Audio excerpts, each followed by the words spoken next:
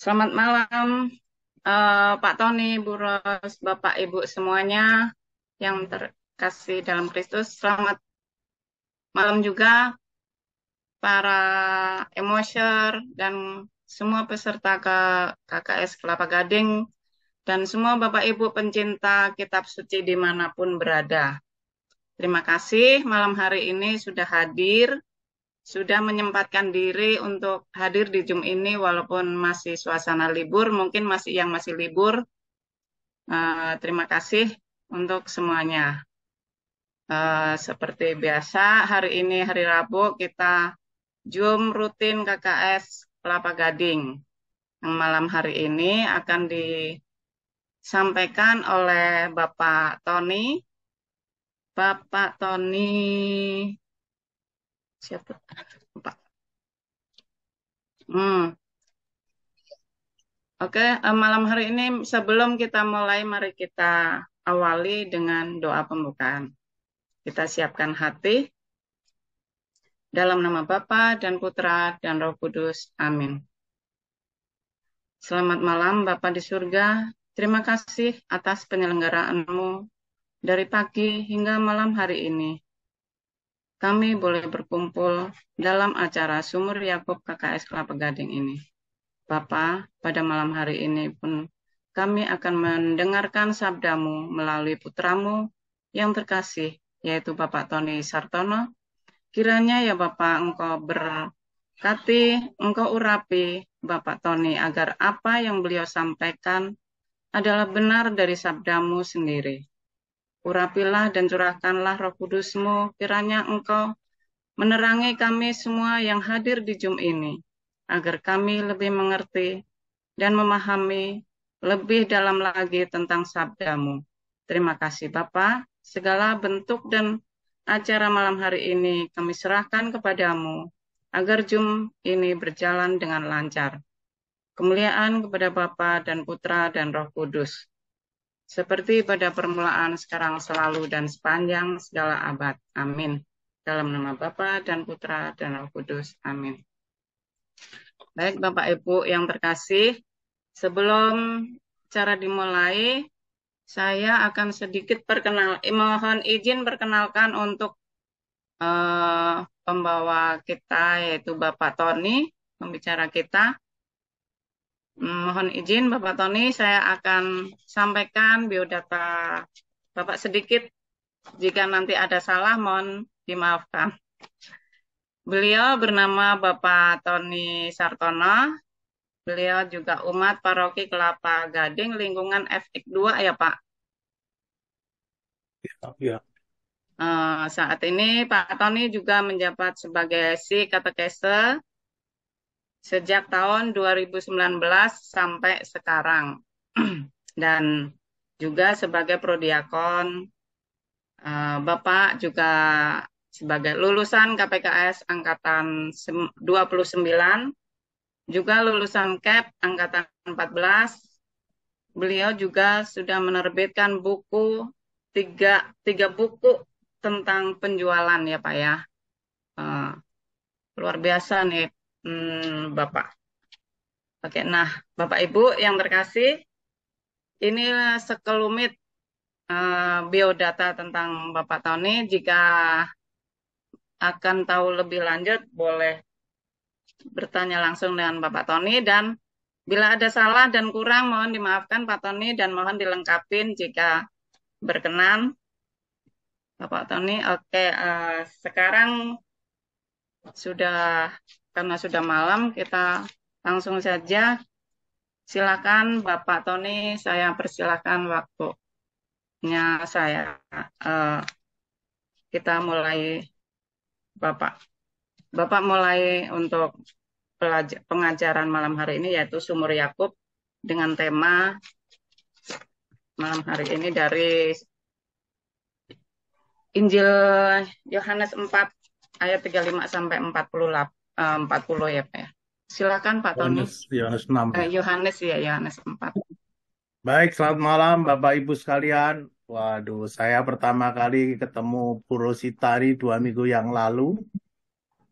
Waktu itu saya mengatakan Bu Rosita, waduh ya Kalau sekiranya biarlah cawan ini berlalu daripadaku ya, tetapi janganlah seperti yang kau kehendaki, melainkan seperti yang kau kehendaki. Akhirnya saya terima. Kenapa? Karena Injil Yohanes ini kayaknya paling sulit ya. Waktu di KPKS juga khusus ada yang ngajar Injil Yohanes. Saya juga baru tahu nih, ternyata di KPKS tuh khusus Injil Yohanes karena apa? Karena sangat kontradiktif.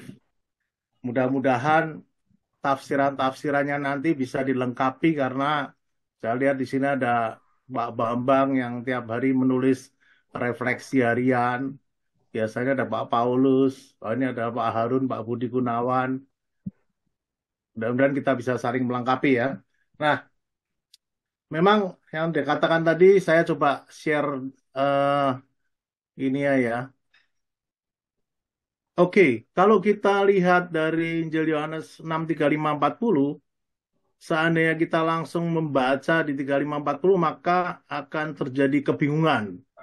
Karena ternyata ini ada kisah-kisah sebelumnya yang mesti kita pelajarin. Artinya apa? Kita harus mengetahui kisah-kisah sebelumnya.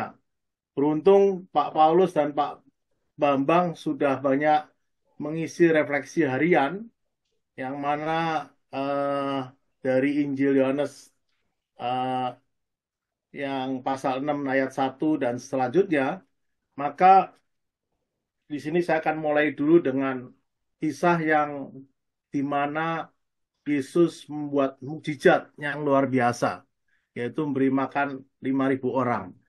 Makanya di sini ada 2 tambah 5 kira-kira sama dengan berapa gitu ya. Ada yang tahu nggak nih 2 tambah 5 sama dengan berapa gitu?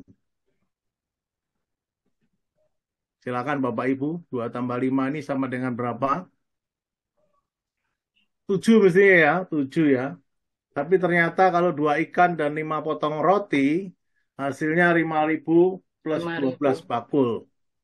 Nah, di sini mukjizat ini menurut saya nih mukjizat yang akbar luar biasa, besar. Karena apa? Karena memberi makan 5.000 orang, laki-laki katanya ya. Jadi yang perempuan dan lain-lain masih belum dihitung. Tapi ada sisa 12 bakul. Yang artinya kita dapat belajar dan meneladani, yaitu apabila kita menyerahkan kepada Tuhan Yesus, apapun yang ada pada kita, dia akan menggunakannya untuk menolong orang lain.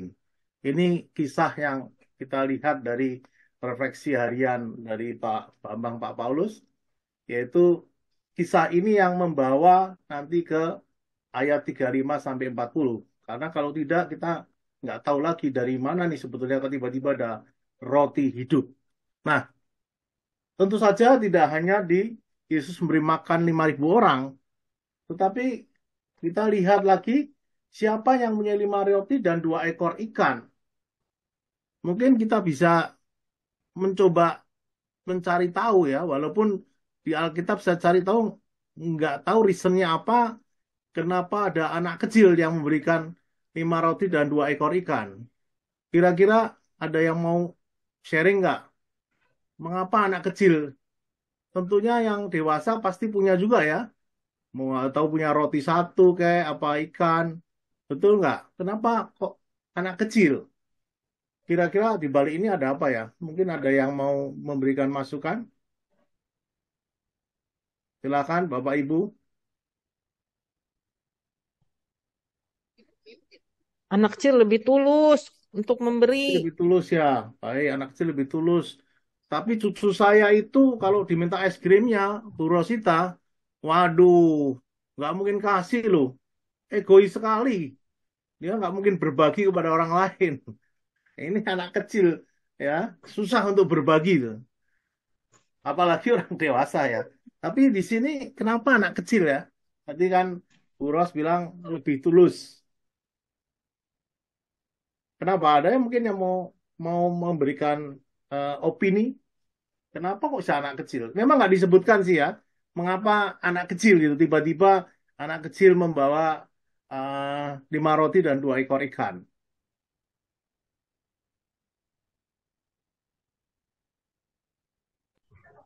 Saya coba Pak Tony, Silakan, silakan Mbak Arun. kalau menurut pendapat pribadi saya sih, Hmm. pertama, Injil Yohanes ini mau menampilkan seorang anak kecil yang tulus seperti Ibu Rosita bilang, dan dengan kepolosannya ngomong apa adanya sesungguhnya, tidak disembunyi-sembunyikan, tidak munafik. Kedua, di beberapa Injil disebutkan juga Yesus itu selalu memangku anak kecil dan memberi contoh kepada para rasul. Jadi supaya bersikap meneladani kepolosannya, kejujurannya, ketulusannya sebagai anak kecil itu. Bahkan sampai kalau kamu tidak bisa seperti anak kecil ini, kamu tidak layak bagi saya, ya.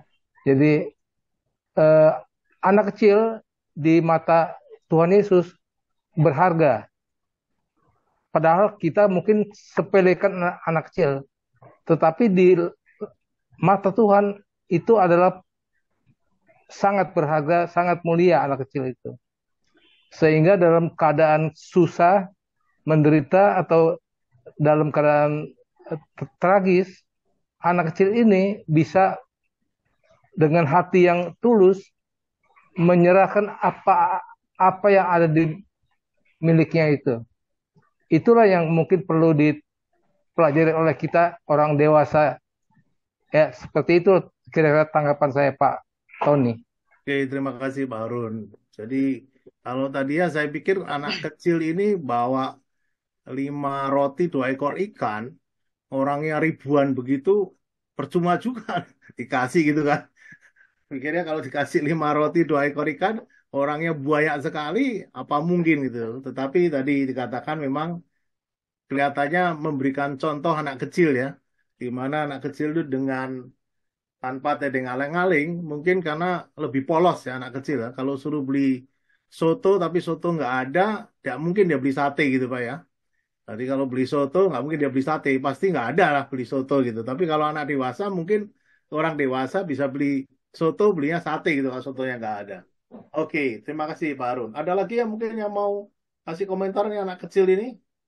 Saya cari-cari kok nggak ada ya anak kecil sebanyak-banyak. Kayaknya nggak disebutkan gitu. Kenapa anak kecil itu kan? Tapi mengapa anak kecil yang menyerahkan? Padahal tuh orang dewasa banyak sekali. Malah disuruh pulang malah ya. Mereka mengatakan disuruh pulang supaya nggak usah memberi makan mereka gitu. Ada lagi? Baik, kalau nggak ada lagi saya teruskan.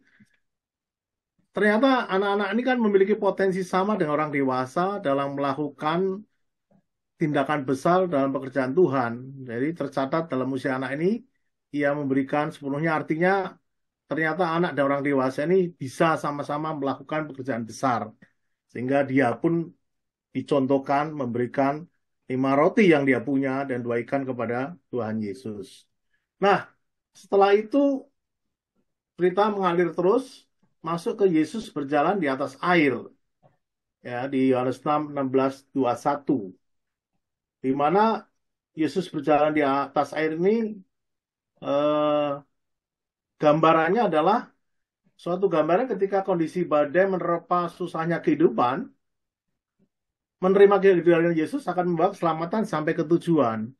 Artinya di dalam kehidupan yang susah, dalam keadaan badai, begitu ada Tuhan dan kita membawa itu kepada kehadiran Yesus, maka kita akan mendapatkan keselamatan sampai ke tujuan. Itu kalau saya ambil saringnya dari refleksi harian yang ditulis Pak Paulus kalau nggak salah kemarin.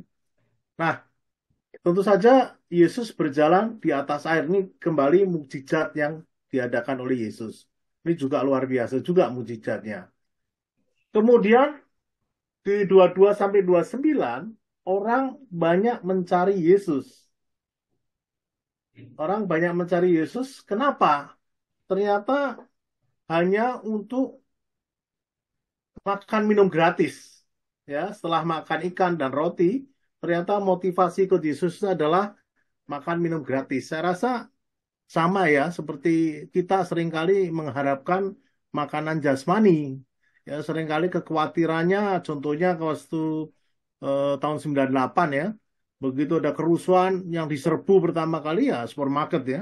Orang mengambil Supermie, Indomie, nggak kira-kira beras ya, semuanya diborong. Jadi setelah makan ikan dan roti, ternyata Yesus ini luar biasa ya, bisa memberikan dia makanan jasmani. Nah, Yesus mengingatkan, bekerja bukan hanya untuk makanan dan minuman yang dapat binasa. Bekerja yaitu mewujudkan pekerjaan-pekerjaan Allah Bapa, yakni percaya kepada Yesus. Mengapa? Karena Yesus adalah satu-satunya roti hidup. Barang siapa datang kepada Yesus tidak akan lapar lagi, dan barang siapa percaya pada Yesus tidak akan haus lagi. Nah, ini nanti akan masuk kepada ayat selanjutnya, yaitu ayat 35 sampai 40. Ini dasar yang melihat kita nanti mencoba mengerti apakah roti hidup itu atau makanan yang bisa membuatkan eh, keselamatan jiwa kita. Ternyata kita menjadi penggemar Yesus atau pengikut Yesus. Di sini terlihat sekali ya, bahkan saya juga termasuk penggemar Yesus sebetulnya nih. Karena kalau mengikuti Yesus ternyata tidak mudah ya. Artinya penggemar Yesus selama ini kalau kita bekerja, kita mencari sesuatu yang untuk kepentingan jasmani kita.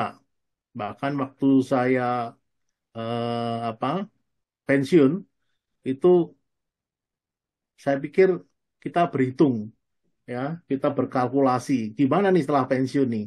Kalau nggak dapat income, terus apa yang mesti kita spend ya. Artinya berarti uang uang pensiun atau uang tabungan kita yang kita lakukan. Terjadi kadang-kadang terjadi kekhawatiran ya, kekhawatiran bisa nggak ini, ya kan? Sampai akhirnya saya berkalkulasi dengan apa matematis. Sebetulnya kalau kita hidup dalam sebulan, kira-kira kita nih butuh berapa banyak sih ya untuk hidup gitu kan? Saya pikir-pikir, coba kita kalkulasi ya. Mungkin pengeluaran sudah berkurang jauh daripada dulu waktu bekerja ya. Mungkin transportasi sudah berkurang, pakaian juga udah nggak cari lagi yang branded dan lain-lain ya. Saya pikir kalau satu bulan 20 juta misalnya nih ya, kalkulasi 20 juta, berarti setahun itu 240 juta ya. Kalau sekarang ini umurnya 65, seandainya hidup sampai 85, berarti 20 tahun ya. 20 tahun kali eh, 240 juta, kira-kira 4,8 miliar. Artinya kalau punya uang 4,8 miliar, harusnya everything oke gitu ya.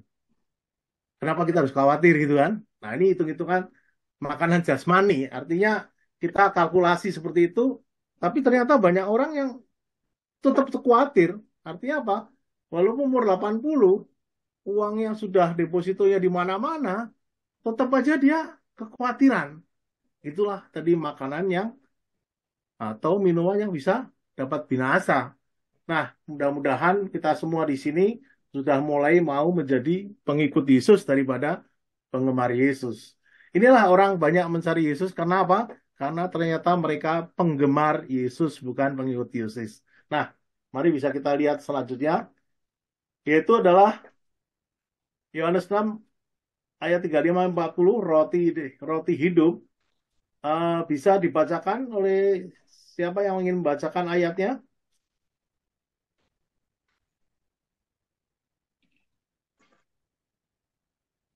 Boleh saya bacakan, Pak? Silakan.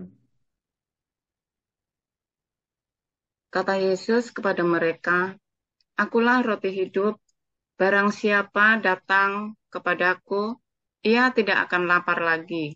Dan barang siapa percaya kepadaku, ia tidak akan haus lagi.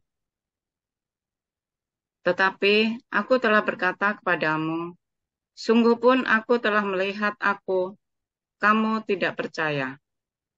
Semua yang diberikan Bapa kepadaku akan datang kepadaku, dan barang siapa datang kepadaku, ia tidak akan kubuang. Sebab aku telah turun dari surga bukan untuk melakukan kehendakku, tetapi untuk melakukan kehendak Dia yang telah mengutus aku. Dan inilah kehendak Dia yang telah mengutus aku, yaitu supaya dari semua yang telah diberikannya kepadaku, jangan ada yang hilang, tetapi supaya kubangkitkan pada akhir zaman. Sebab inilah kehendak Bapakku, yaitu supaya setiap orang yang melihat Anak dan yang percaya kepadanya beroleh hidup yang kekal, dan supaya aku membangkitkannya pada akhir zaman. Baik, terima kasih Bu Vero. Coba kita Sampai lihat kembali. satu persatu dari ayat pasal 6 ayat 35. Nah, kata Yesus kepada mereka, "Akulah roti hidup, barang siapa datang kepadaku, ia tidak akan lapar lagi, dan barang siapa percaya kepadaku, ia tidak akan haus lagi." Nah, kalau di sini di ayat 35, Yesus menyatakan diri sebagai roti hidup. Tentu saja yang kita kenal roti adalah makanan pokok yang untuk kehidupan fisik. Tapi mengapa Yesus mengatakan, "Aku adalah roti hidup"? Ya, bukan roti jasmani yang tentunya roti hidup yang memberi kehidupan rohani dan kekal. Tentu banyak sekali yang memang salah persepsi bahwa yang kita pentingkan yang kelihatan memang. Yang kelihatan itu artinya apa? Yaitu makanan pokok yang penting untuk kehidupan fisik. Sama seperti kita sekarang ini yang kita pentingkan apa sih? Seringkali kedudukan, seringkali harta, seringkali sesuatu yang menyenangkan kita. Itulah yang banyak orang beda persepsi bahwa roti hidup itu roti yang mengenyangkan fisik kita. Tetapi sebetulnya yang dimaksud bukan itu. Nah, kita lihat lagi ayat selanjutnya, di mana datanglah kepadaku. Yesus mengundang semua orang untuk datang kepadanya. Dia ingin mereka memiliki hubungan pribadi dengannya. Jelas-jelas di sini dikatakan, barang siapa datang kepadaku, artinya Yesus mengundang kita. Terserah kita mau datang atau enggak, ya. Artinya Yesus sudah memberikan kesempatan untuk datang kepadanya supaya kita bisa memiliki hubungan pribadi dengan Tuhan. Kalau kita lihat lagi, percaya kepadaku, barang siapa percaya kepadaku, ia tidak akan haus lagi. Iman adalah kunci untuk menerima Yesus sebagai roti hidup. Karena kalau kita nggak percaya Yesus sebagai roti hidup, kita mesti percaya bahwa Yesus adalah anak Allah yang datang untuk menyelamatkan kita. Karena itulah, maka Yesus mengatakan, barang siapa percaya kepadaku, ia tidak akan haus lagi. Ini di ayat 35. Dan tidak akan lapar lagi. Ya, tidak akan lapar lagi. Yesus memuaskan rasa lapar rohani kita. Dia memberikan kedamaian, sukacita, kepenuhan yang tidak dapat ditemukan dalam hal duniawi. Yang seperti tadi saya katakan bahwa seringkali orang itu selalu mencari hal-hal yang duniawi.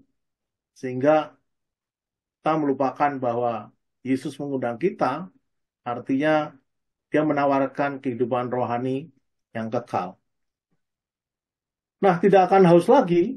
Yesus memuaskan dahaga rohani kita. Dia memberikan kehidupan kekal yang tidak akan pernah binasa. Ada kehidupan kekal yang tidak pernah binasa, tidak pernah hilang. Ya. Kalau kita lihat di sini ada lihat ayat pengulangan, yaitu barang siapa datang kepadaku, ia tidak akan lapar lagi, dan barang siapa percaya kepadaku, ia tidak akan haus lagi. Ya, di ayat 35 ini kita lihat barang siapa datang kepadaku, kita tidak akan lapar, dan barang siapa percaya kepadaku, ia tidak akan haus. Artinya datang dan percaya kepada Tuhan, maka kita tidak akan lapar, tidak akan haus lagi. Itulah roti kehidupan yang ditawarkan oleh Tuhan. Dari ayat 35 kita coba masuk ke ayat 36.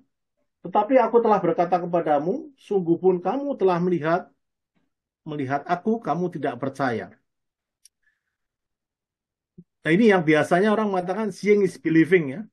Melihat dan percaya. Seperti Thomas yang waktu Yesus bangkit dan dia mengatakan sekali-kali kalau aku tidak meletakkan tanganku di apa di lambungnya, maka aku tidak akan percaya. Nah, sekarang ini malah begitu melihat mukjizat yang luar biasa, sudah melihat, tapi kamu tidak percaya. Ternyata bukanlah perbuatan baik saja, tetapi iman. Itu yang diharapkan oleh Yesus. Nah, manusia begitu putus asa dalam dosa sehingga mereka menolak bahkan alasan terbaik untuk percaya. Artinya tadi dikatakan bahwa sekali-kali sungguh pun kamu telah melihat aku, kamu tidak percaya. Itu dari ayat ke-36. Ke-37. Semua yang diberikan Bapa kepadaku akan datang kepadaku, dan barang siapa datang kepadaku tidak akan kubuang. Tidak kubuang, sama sekali tidak akan kubuang. Artinya tidak akan dibuang, ya. Sama sekali-kali tidak akan dibuang. Ini cukup tajam juga ya, kalimat ini tidak akan kubuang. Nah, kedaulatan Allah dalam memanggil atau memilih, datang kepadaku, manusia datang kepada Allah, ini tanggung jawab manusia. Artinya Allah memanggil atau memilih, tapi kalau kita nggak mau datang kepadanya, ya kebebasan kita untuk mau datang atau enggak. Tapi yang jelas Allah memanggil dan memilih kita, maka tanggung jawab kita merespon, yaitu kita datang kepada Allah.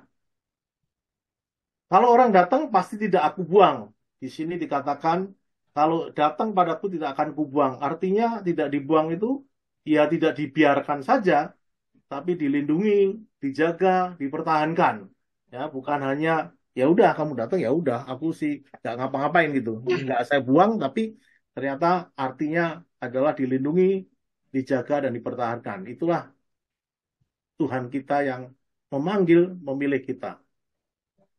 Semua orang yang diberikan Bapa kepada Yesus pasti akan diselamatkan. Ini janji Tuhan, janji Allah Bapa, ya. Dia katakan bahwa kepada Yesus pasti diberikan kepada Yesus pasti akan diselamatkan. Bapa yang mengutus aku di ayat 37, Yesus datang ke dunia atas kehendak Allah Bapa. Dia adalah perwujudan kasih Allah bagi umat manusia. Ini dikatakan bahwa Yesus datang ke dunia atas kehendak Allah Bapa. Ya. Kemudian kehendak Bapakku, yaitu ayat 39, misi Yesus adalah untuk menyelamatkan semua orang yang percaya kepadanya. Nah, kita lihat di ayat 38. Di 38, sebab aku telah turun dari surga, bukan untuk melakukan kehendakku, tetapi untuk melakukan kehendak Dia yang telah mengutus aku. Tuhan Yesus ini akan menjaga orang yang diberikan oleh Allah Bapa dan datang kepada Yesus, maka tidak akan dibuang. Ini adalah putusan bagaimana Yesus akan menjaga orang yang diberikan oleh Bapa. Keselamatan tidak hilang karena dia kuat melakukan kehendak Bapa. Yang percaya akan selamat bukan karena kita kuat, tetapi karena dia kuat dan sempurna melakukan kehendak Allah Bapa. Jadi bukan karena kekuatan kita, tapi karena kehendak Bapa serta kekuatan dari Yesus yang diutus untuk sempurna melakukan kehendak Allah Bapa. Itu di ayat 38. Nah, setiap orang yang percaya kepadanya akan beroleh hidup kekal. Ini di ayat 39 kalau kita lihat. Dan inilah kehendak Dia yang telah mengutus aku, yaitu supaya dari semua yang telah diberikannya kepadaku, jangan ada yang hilang, tetapi supaya aku bangkitkan pada akhir zaman. Kita lihat di ayat 40, 6 yang 40, yaitu sebab inilah kehendak Bapakku. Ya, kita coba bandingkan, ini ada pengulangan. Sebab inilah kehendak Bapakku, yaitu supaya setiap orang yang melihat anak dan yang percaya kepadanya beroleh hidup yang kekal. Dan supaya aku membangkitkannya pada akhir zaman. Ya, ini yang saya tandain warna sama. Dan inilah kehendak Dia yang telah mengutus aku, sebab inilah kehendak Bapakku, sama ya. Yaitu supaya dari semua yang telah diberikannya kepadaku, jangan ada yang hilang. Supaya setiap orang yang melihat anak yang percaya kepadanya beroleh hidup yang kekal. Dan supaya aku bangkitkan pada akhir zaman, supaya aku membangkitkannya pada akhir zaman. Ini ayat yang 39 dan 40. Artinya kehendak Bapakku, misi Yesus adalah untuk menyelamatkan semua orang yang percaya kepadanya dan berhasil. Keselamatan mutlak dan akhirnya terjamin bagi semua orang yang telah diberikan Bapa kepada Yesus. Jadi kita sebetulnya tidak perlu khawatir, karena memang bagi yang datang dan percaya kepadanya, maka akan boleh tadi roti hidup, ya, kehidupan kekal. Kehidupan kekal, Yesus menawarkan kehidupan kekal kepada semua orang yang percaya kepadanya. Kehidupan kekal adalah hidup bersama Allah selamanya. Inilah inti dari ayat Yohanes 6, 35 sampai 40. Coba kita lihat, kalau kita lihat kisah, ini cerita ya, di mana eh, ada seorang yang kena penyakit kanker, selalu berusaha menyambut tubuh Kristus. Ditanya mengapa? Ada kerinduan menikmati santapan ini. Ada sang suami istri yang mengikuti misa harian tiap hari. Waktu ditanya, mereka setiap bangun pagi berpikir inilah hari terakhir bagi mereka, dan berkomitmen untuk datang kepada Yesus dan menerimanya. Baru-baru ini saya juga ada menjenguk teman saya yang sudah 5 tahun dirawat di Singapura karena dia kena kanker darah. Eh, saya agak surprise waktu saya datang ke sana, saya mengatakan bahwa sebaiknya terima sakramen perminyakan, dan dia kaget. Bukankah sakramen perminyakan itu untuk orang yang mau meninggal? Nah, waduh, ini salah kaprah juga ya. Akhirnya saya jelaskan bahwa sakramen perminyakan itu ada di dalamnya, ada sakramen taubat dan sakramen ekaristi, bukan hanya untuk orang yang mau meninggal betul dalam sakit kritis. Tetapi sakramen perminyakan itu bisa menyembuhkan, satu, kedua, mempersiapkan apabila dipanggil. Artinya kita sudah siap dengan hati tenang, dengan tahu risikonya apa, tapi ada pertobatan. Akhirnya mereka baru sadar bahwa dipikir sakramen perminyakan itu hanya untuk orang yang mau meninggal. Jadi ketakutan semua keluarga, padahal keluarga Katolik juga. Saya kaget juga, ini seperti itu ternyata apa persepsinya sakramen perminyakan. Sampai sekarang masih dirawat di sana, dan saya melihat kanker darahnya sudah mulai berangsur-angsur membaik, dan mudah-mudahan bisa segera pulang kembali ke Indonesia. Nah, itu salah satu orang yang sebetulnya juga merindukan bagaimana rasa sakit yang dideritanya, ya, sampai akhirnya saya mengatakan lakukanlah sakramen perminyakan supaya kita dipersiapkan juga. Kemudian zaman dulu orang datang kepada Yesus, motivasinya makan dan minum gratis. Itu sebabnya Yesus menegur mereka, yang terpenting iman dan kepercayaan kepadanya, bukan makanan dan minuman yang tidak kekal. Jadi ini kalau kita sekarang mungkin beda, bukan makanan minuman gratis, tetapi kita mengharapkan kesehatan, mungkin mengharapkan sesuatu yang jasmani, ya, di mana kalau kita berdoa selalu mengharapkan sesuatu yang jasmani, ya, kedudukan, naik pangkat, naik gaji, naik posisi, ya, sehat dan lain-lain. Tuhan Yesus sendiri bersabda, manusia hidup bukan dari roti saja, tetapi hidup dari setiap firman yang keluar dari mulut Allah. Dan ini benar ya, menurut saya sih ini sangat benar.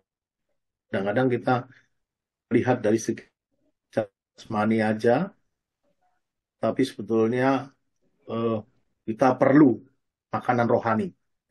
Selama ini saya eh, apa masuk Jakarta, tentu saja bekerja mencari uang, ya, karena apa? Untuk bekal di Jakarta yang tidak mudah, ya, sampai dulu saya adalah putra altar. Waktu di Jawa putra altar, tapi setelah masuk Jakarta hanya pergi ke gerejanya minggu aja. Itu masih untung pergi ke gereja ya, minggu aja. Sampai kira-kira umur 50-an baru saya mulai ikut sesuatu yang saya pikir sesuatu yang kehilangan selama ini. Sehingga saya ikut CAP, ya, CAP yang ke-14, itu supportingnya tuh Pak Rianto Aji itu, yang mendorong-dorong supaya ikut CAP.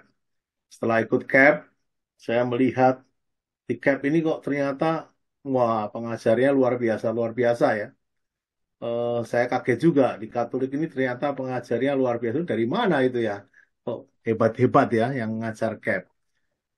Dan saya bisa menyelesaikan selama 6 bulan walaupun dalam keadaan yang apa ya, tiap hari Jumat itu macet ya. Saya kerja di daerah Kebonjeruk sana. Jadi saya pikir bisa selesai nggak 6 bulan ya. Tapi saya jalanilah ya kan, kalau Tuhan udah kasih jalan pasti udah bisa selesaikan, sama seperti para muridnya yang nelayan. Saya pikir muridnya Tuhan tuh, muridnya Yesus tidak pintar-pintar amat gitu ya, tapi begitu dipanggil dimampukan. Nah, saya pikir saya jalanin tiap hari Jumat. Padahal tuh camp memang hari Jumat bisanya ruangannya. Hingga kadang-kadang sering terlambat juga ya. Tapi sampai selesai dan akhirnya ujian. Waktu ujian itu saya ada di Bontang, jam 2 siang di Bontang. Dan saya terbang ke Balikpapan, terus jam 7 malam itu ujian di Yakobus. Puji Tuhan, semua diatur, yang biasanya delay, tidak delay. Jadi begitu dari Bontang terbang masuk Balikpapan, Balikpapan langsung terbang ke Jakarta, dan 6:30 saya sudah sampai di gereja Yakobus. Puji Tuhan, itu luar biasa ya. Artinya dalam 6 bulan itu saya bisa selesai CAP yang ke-14. Nah, setelah itu baru agak jeda ini sayang juga ya. Terus ya, Pak Haji itu yang ada di sini. Pak Haji yang nawarin saya untuk coba kursus pewarta. Saya pikir nggak tahu kursus pewarta ini apa ya. Ternyata kursus pewarta itu ngajar baptis ya. Tapi saya coba ikut kursus pewarta dan menarik sekali bahwa banyak sekali kekurangan yang saya nggak tahu soal iman Katolik. Nah, pada saat itu saya belajar, terus kemudian kita coba ngajar, magang ya, tidak begitu gampang. Terus karena saya merasa kekurangan, saya masuk KPKS. Ini kembali KPKS ini juga challenging ya, tantangan. Karena seminggu, kalau nggak salah 2 kali ya, seminggu 2 kali, dan jamnya 5:30, selama 3 tahun lagi. Tapi akhirnya setelah saya daftar, nah saya pikir sama seperti CAP ya, akhirnya selesai juga, puji Tuhan. Ternyata pada waktu masuk KPKS, saya merasa bahwa saya ini sangat tidak tahu soal iman Katolik. Nah, di sanalah banyak sekali hal-hal yang ternyata Katolik itu sangat kaya ya.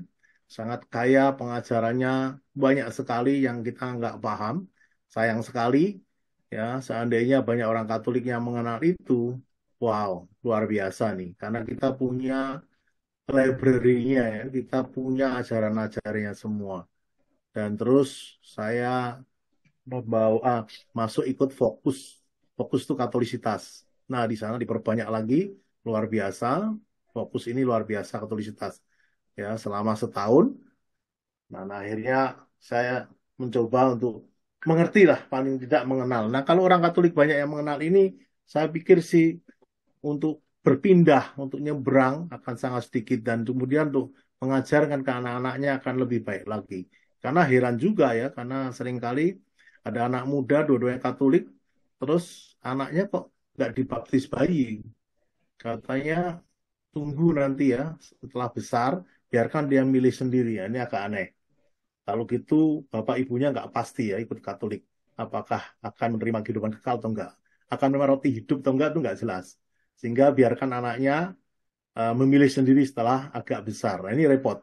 Setelah agak besar, ternyata bergaul dengan teman-temannya, dan dia mengatakan ternyata Sang Buddha itu jauh lebih baik daripada Yesus. Nah, dan orang tua muda ini tidak bisa menjawab bedanya apa. Saya bilang simple sekali, Yesus meninggal, hari ketiga bangkit lagi. Sang Buddha meninggal, udah bangkit lagi enggak? Enggak kan? Nah, hebatnya di mana? Itu saja simpel itu misalnya. Tapi itulah kondisi tempat kita. Nah, orang-orang pada zaman ini datang pada Yesus karena membutuhkannya. Dialah Allah yang menyembuhkan dan menyelamatkan kita semua. Harus ada kerinduan, disempurnakan oleh iman dan kepercayaan kepadanya. Ayat kunci dari roti hidup, akulah roti hidup, barang siapa datang kepadaku, ia tidak akan lapar lagi, dan barang siapa percaya kepadaku, ia tidak akan haus lagi. Yesus menyebut diri roti kehidupan dan mengecam mereka karena mereka hanya melihat pada kebutuhan jasmani, bukan kepada pemberi kebutuhan, yaitu Yesus. Ini sebetulnya yang perlu kita cermati lagi. Harusnya pada akhirnya hanya melihat roti duniawi, tapi roti surgawi, yaitu kepada pemberi kebutuhan itu sendiri. Siapakah? Yaitu Yesus yang diutus oleh Allah Bapa. Manusia hidup bukan dari roti saja, seperti tadi saya katakan, manusia hidup bukan dari roti saja, tapi dari setiap firman Allah. Nah, maksudnya adalah bahwa semua orang dalam hidupnya seharusnya tidak memikirkan tentang kebutuhan jasmani saja. Kebutuhan jasmani penting, tetapi juga kebutuhan rohani. Seringkali kita lupa akan kebutuhan rohani. Bahkan tadi dikatakan bahwa engkau melihat aku, tapi tidak percaya. Yesus mengatakan jika orang terlalu memikirkan kebutuhan jasmani, seperti makan misalnya, ia tidak akan pernah merasa puas. Justru ia ingin yang alias serakah. Orang kaya ingin tambah kaya, orang ingin tambah kaya. Dan kita sudah dipertontonkan, ya kan, akhir-akhir ini, bagaimana kekayaan orang-orang yang luar biasa, ya, ternyata bukan hasil yang benar, tapi hasil dari keserakahan. Itu yang kita menonton hampir tiap hari sekarang. Makanya dikatakan di sini, kalau memikirkan kebutuhan jasmani aja, maka ia tidak akan pernah puas. 3 hal yang ditawarkan Tuhan Yesus. Yang pertama, Yesus menawarkan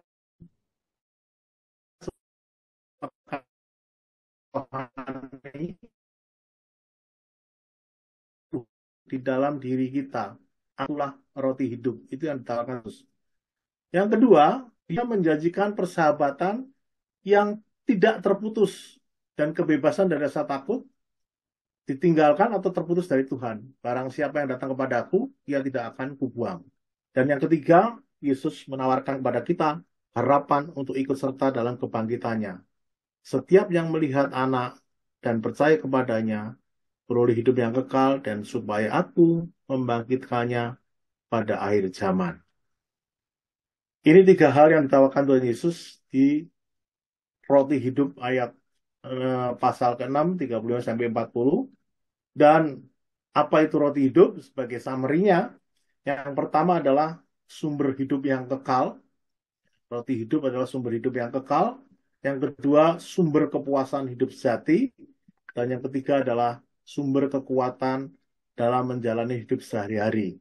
Itulah roti hidup yang ditawarkan oleh Tuhan Yesus.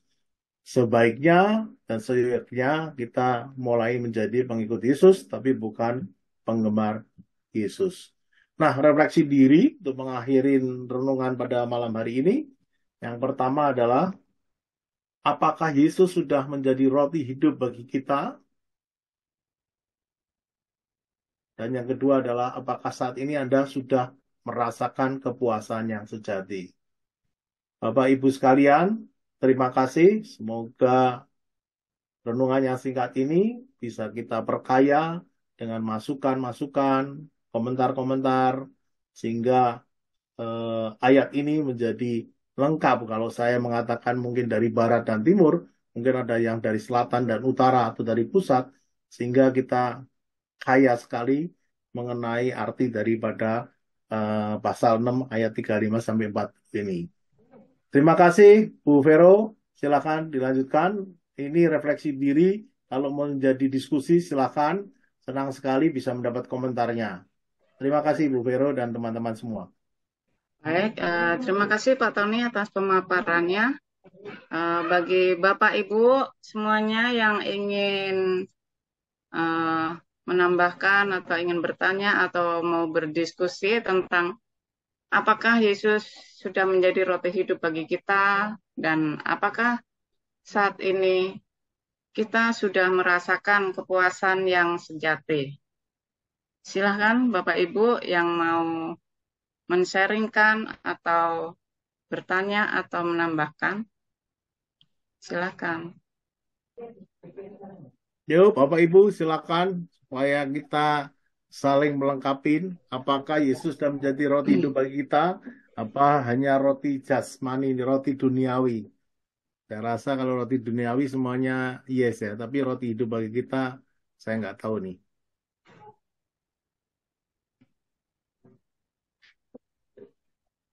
Silakan Bapak Ibu.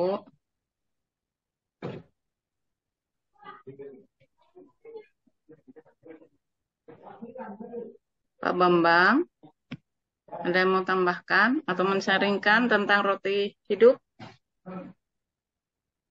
Waduh, Gimana Pak Bambang? enggak lah, enggak nambahin. Tadi apa yang disampaikan oleh Pak Tony udah komplit ya, lengkap, bagus banget dan terutama kesimpulannya ya Pak Tony, efek diri ya, bagus. Saya lihat memang bahasan Yohanes 6 yang dibahas oleh Pak Tony ini kan bagian daripada pengajaran Yesus tentang roti kehidupan. Panjang lebar dia cerita itu. Asal muasalnya adalah orang-orang banyak yang setelah mendapatkan mujizat tanda kutip yang tadi disampaikan oleh Pak Tony, 5 roti 2 ikan, mereka tetap mencari Yesus gitu. Karena apa? Tadi Pak Tony udah ngomong, mau roti gratis gitu. Nah itu disindirlah sama si Yesus itu gitu loh. Kamu mencari roti yang nggak kekal gitu. Yesus menyatakan diri komplit banget. Saya cuman mau merefleksikan begini nih ya. Saya membayangkan kalau saya menjadi salah satu dari orang banyak itu Pak Tony gitu.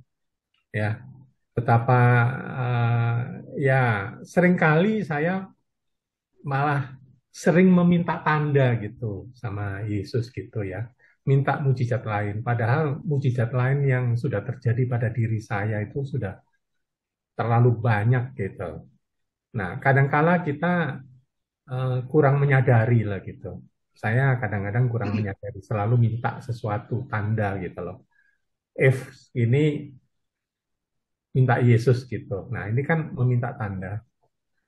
Padahal Yesus memberi satu pengajaran yang simple sekali, panjang lebar, ini ayatnya juga banyak. Cuman Yesus itu cuman ngasih tahu bahwa kamu mesti cari roti kehidupan, ya, yaitu aku ini gitu loh. Ya, aku ini roti kehidupan. Caranya bagaimana nih bisa hidup kekal gitu. Pak Tony tadi udah ngasih kunci loh. Cuman 2 kata, datang dan percaya. Nah, bayangin teman-teman, kalau orang banyak ini kan ceritanya di ayat sebelumnya ya Pak Tony ya. Mereka orang banyak itu selalu meminta tanda, mereka malah membandingkan Yesus itu dengan Musa gitu. Mereka merasa bahwa Yesus itu baru sekali ngasih makan mereka dengan 5 roti 2 ikan. Tapi Musa itu 40 tahun ngasih makan bangsa Israel. Yesus mau ngasih makan cuma 5.000 lebih orang gitu loh. Jadi itu yang dituntut mereka. Jadi membandingkan itu. Padahal ya mereka gagal paham lah gitu. Itu yang saya pikir letak daripada apa inti daripada roti kehidupan ini. Yesus cuma ngomong loh. Tadi udah dibikin sama si Pak Tony, bagus banget Pak Tony ya. Datang dan percaya. Kalau kita minta tanda terus, tandanya kita tidak percaya. Padahal syaratnya datang dan percaya. Berarti kita kurang 50%, kurang separuh daripada syarat daripada Yesus itu. Jadi pertanyaannya ini, kita hidup kekal nggak gitu? Kalau kurang percaya, saya rasa nggak bisa loh kalau menurut ayat ini, benar nggak Pak Ton ya? Saya pikir itu ya, ini ya. Jadi Ya. saya merefleksikan orang banyak itu, saya salah satu di antara orang banyak itu gitu. Aduh, sedih juga loh. Ya, Yesus sampai ngajar begitu panjang lebar, sedih banget gitu. Aduh, kadang-kadang saya juga seperti mereka gitu. Thank you ya, Pak Tony. Terima kasih Pak Bambang. Good. Makasih Ya, Pak Bambang. itu padahal murid-muridnya atau orang banyak itu dekat dengan Yesus ya Pak ya. Nah kalau kita nggak dekat dengan Yesus nih, kasih tanda-tanda pun mungkin nggak percaya juga, Pak. Inilah manusia yang terus mencari, mencari, mencari. Silakan, Bapak Ibu yang lain. Ada Ibu Lydia tuh, Lydia Leo, Leo nggak salah ya. Lydia Leo. Ayo Cik Ah, Lydia Leo. mana tuh Ibu Lydia tuh?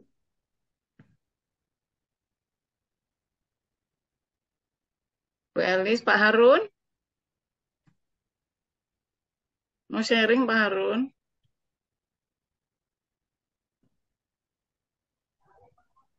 Saya sih nggak sharing, saya cuman membagi pengalaman aja.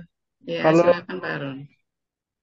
Pak Bambang tadi sudah memaparkan refleksinya dengan baik atas pembahasan dari Pak Tony. Kalau saya sih menanggapinya secara sederhana saja sebetulnya. Karena saya memang hidup sederhana, mungkin pikiran juga nggak bisa runut-runut begitu, yang gampang-gampang aja gitu.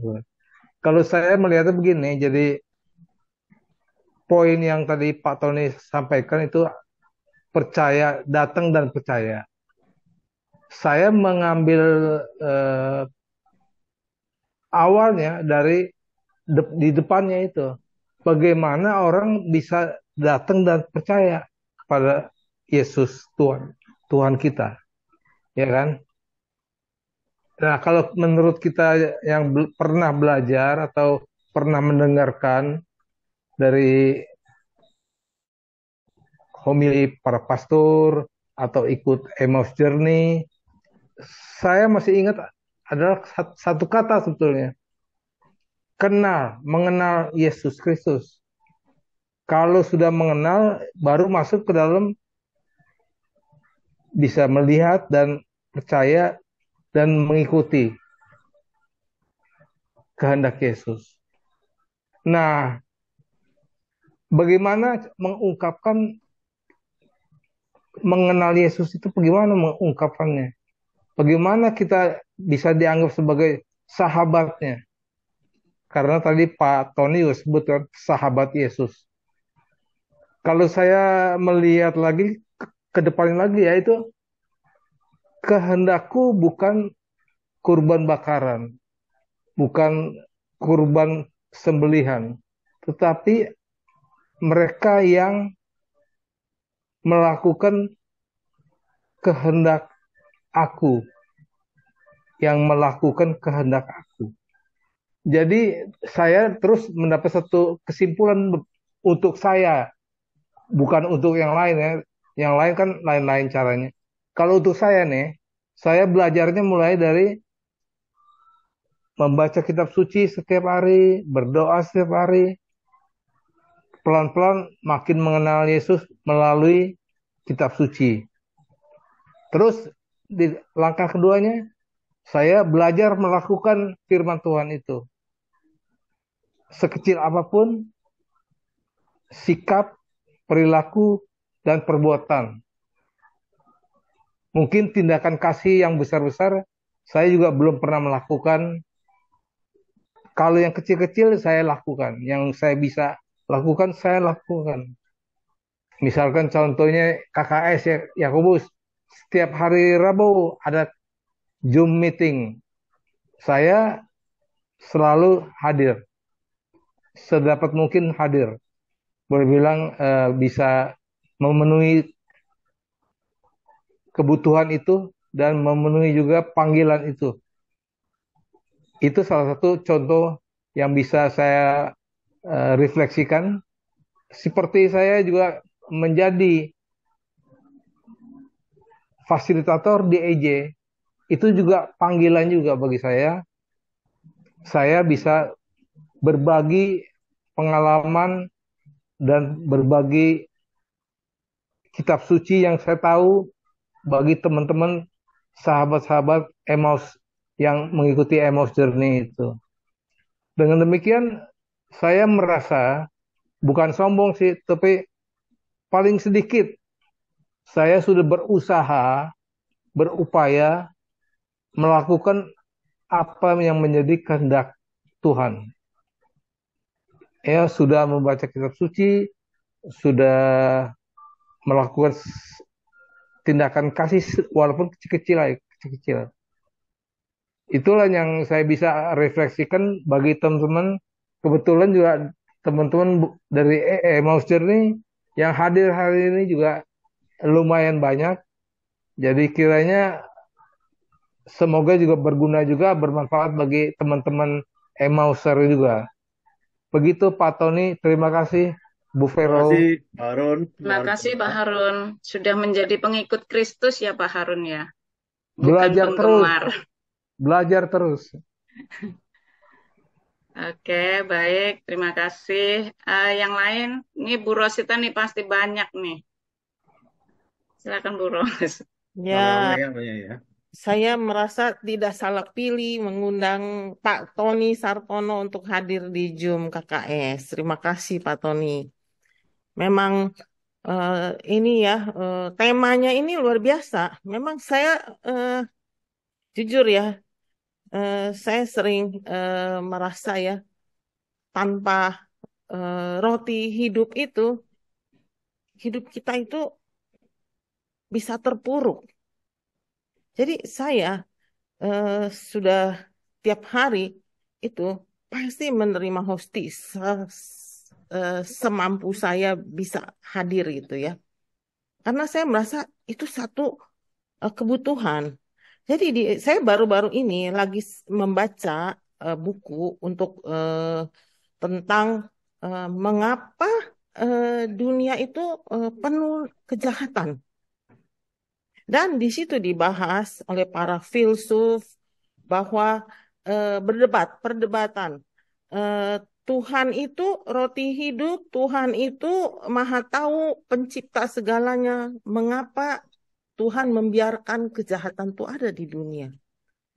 Nah, bercermin dari situ, kalau kita tidak memfokuskan diri kita, mengarahkan hidup kita dengan menerima Yesus, hati-hati, apalagi kalau Tuhan telah memilih kita untuk satu komitmen di pelayanan gitu ya. Kita tidak menerima Yesus, habislah kita. Karena zaman sekarang setan itu bukan dalam bentuk gandarwo, bukan dalam bentuk kejahatan. Kalau setan itu seperti itu, kita udah pasang kuda-kuda. Kita udah kabur dulu ngibit. Tapi setan itu sesuatu yang sweet, manis, ganteng, cantik, dan sangat dapat apa ya mendapatkan kenikmatan. Hati-hati kalau kita dalam pelayanan kita tidak berfokus kepada roti hidup itu. Itu yang saya alami. Suatu hari ya, ini sharing ya. Ada satu hal saya orang meminta saya bantu dan saya merasa saya sudah mau membantu ini orang ya. Tetapi kemudian saya bilang sama orangnya, saya mau bawa dalam doa dulu ya. Perlu nggak saya bantu dia gitu ya. Tahu nggak apa yang terjadi? Kalau saya bantu orang itu hancur. Serem nggak coba? Serem kan? Kebaikan kita itu belum tentu itu membuat orang itu berguna, malah bisa menghancurkan dia. Hati-hati. Itu kan benar-benar kalau kita tidak dalam Tuhan, kita tidak tiap hari berkomunikasi dengan Tuhan dan terutama menerima roti hidup itu, hancurlah kita. Kita telah membuat orang hancur. Padahal menurut kita itu satu kebaikan kan, saya menolong dia gitu. Itulah sharing saya. Jadi ya saya benar-benar prihatin kalau orang sudah ada jabatan tambah tinggi jabatan dalam pelayanan dan dia mencuekkan hidupnya, tidak membaca kitab suci, tidak fokus kepada Tuhan, tidak sering-sering menerima roti hidup, ya itu bahaya sekali. Akhirnya jadi apa? Kalau ajaran Ignatius Loyola, ya itu entertain diri kita. Kita punya jabatan. kayak kita ya Pak Tony ya, saya ketua KKS, Pak Tony ketua katekese ya kan. Itu Hmm. akhiran ya kita jadi batu sandungan buat orang lain loh, ya kan? Karena kita itu merasa jabatan itu power, walaupun ada orang mengatakan di pelayanan ini kan nggak ada uangnya ya Pak Tony ya. Kita benar-benar tulus mau melayani, tapi tetap aja kita banyak serangan kiri kanan atas bawah, itu membuat kita terpuruk. Tapi pengalaman saya nih udah mau 6 tahun, karena saya tiap hari menerima roti hidup itu, saya bisa melewatinya.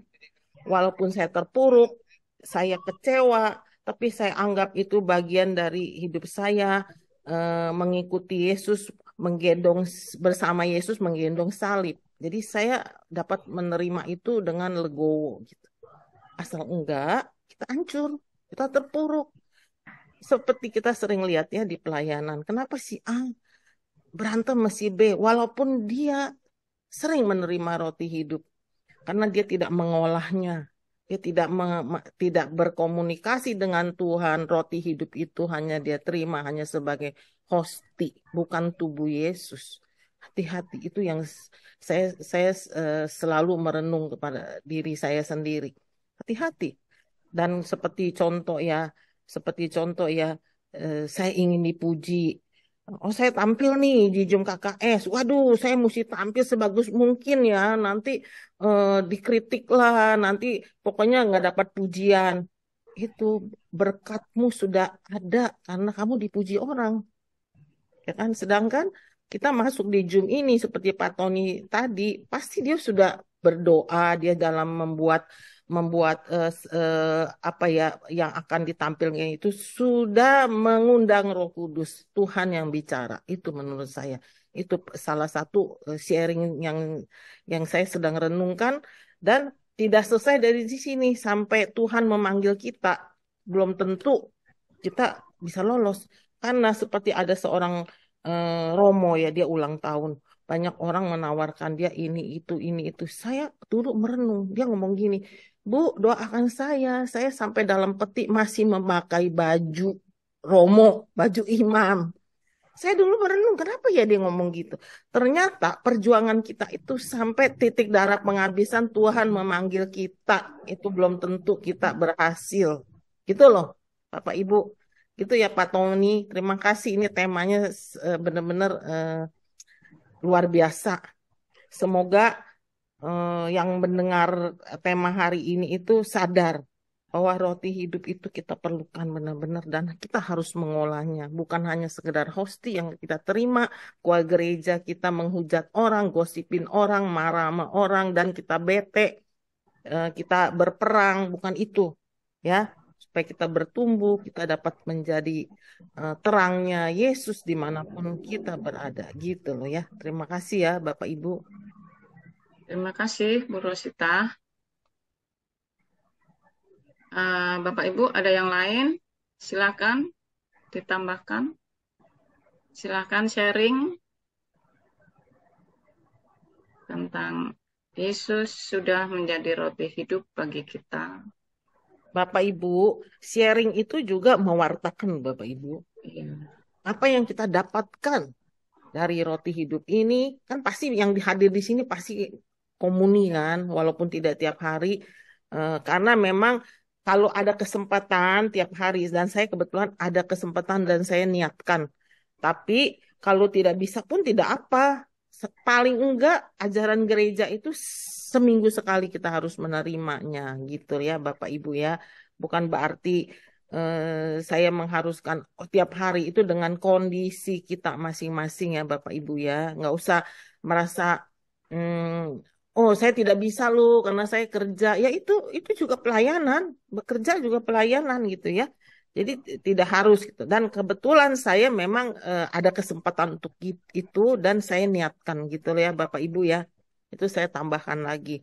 Ayo Bapak Ibu sharing. Apakah roti hidup itu sudah berbuah dalam diri kita atau belum? Makanya sharing itu juga pewartaan loh. Ya kan udah tahu lah, Emmaus udah tahu ya kan, sharing terus tiap hari ya. Ayo silakan Vero udah sharing nih, MC kita nih. Itu kan dia Emmauser juga. Ayo dong, Saya sharing. mau sharing nih ya. Ya, Oh, silakan. Silakan Sandra. Nah, Ya, saya mau Bagus sharing. sekali nih. Soalnya ini roti hidup dan saya sangat merasakan tentang roti hidup itu. Saya punya cici itu si Bu Rosita. Dia itu sangat religius dalam keluarga saya. Terus saya suka ngatain dia, ngapain lu setiap hari ke gereja? Error dia gitu ya. Sampai dengan berjalannya waktu, anak saya sekolah di sekolah Katolik sebelahnya itu gereja. Jadi anak saya bilang, Mami daripada pagian ke kantor, udah sana pergi ke gereja aja. Daripada ngobrol melulu sama ibu-ibu. Akhirnya saya datang setiap hari ke gereja. Dari saya nggak dengerin, saya numpang duduk aja sampai jam waktunya sekolah, jam waktunya kerja. Karena setiap hari, saya sangat merasakan dalam bekerja itu ya. Sering dan sangat sekali saya tuh dibantu dengan Tuhan. Berapa puluh kali saya jatuh, saya terguling segala macam. Dan puji Tuhan saya tuh dilindungi selalu. Sampai yang terakhir itu saya jatuh terguling-guling lagi jatuh itu saya sadar. Saya cuma bilang Tuhan, saya butuh bekerja, Tuhan tolong saya. Dan anehnya saya nggak kenapa-napa loh. Saya sehat-sehat loh. Terkilir juga enggak, cuma biru-biru doang. Itu saya merasakan sekali Tuhan tuh menolong saya saat itu. Seperti ada yang memegang saya. Terus kemarin ini jatuh lagi ya, ada yang nyomot saya. Terus udah gitu saya tanya itu orang, Bu, kenapa comot saya? Saya ada refleks aja. Saya mau comot ibu. Saya merasakan sekali dengan saya misah setiap hari. Itu Tuhan tuh sangat-sangat menolong saya. Maka kalau sekarang saya pergi pagi, tetap misah. Bukannya saya sok suci, yang teman-teman kantor bilang saya, harus sok suci. Bukan sok suci, karena saya butuh. Saya butuh Tuhan setiap hari untuk menolong saya. Bukannya Tuhan saya cari Tuhan mau cari muka, tapi saya butuh Tuhan. Tuhannya nggak butuh saya sih. Saya butuh Tuhan, tapi saya sangat merasakan. Makanya saya selalu bilang ke orang-orang, ke teman-teman sekitar saya ya, misa pagi itu powerful sekali. Meskipun ya masalah tetap ada. Tapi dari hal kecil itu pertolongan Tuhan itu selalu ada. Gitu aja sih. Baik, terima kasih Sandra. Sharingnya luar biasa. Sandra ini sungguh luar biasa. Hebat dia, udah bekerja, tapi setiap hari masih menyempatkan diri untuk ke gereja. Bapak Ibu yang lain silakan. Pak Aji ini yang sahabatnya Pak Tony. Pak Aji.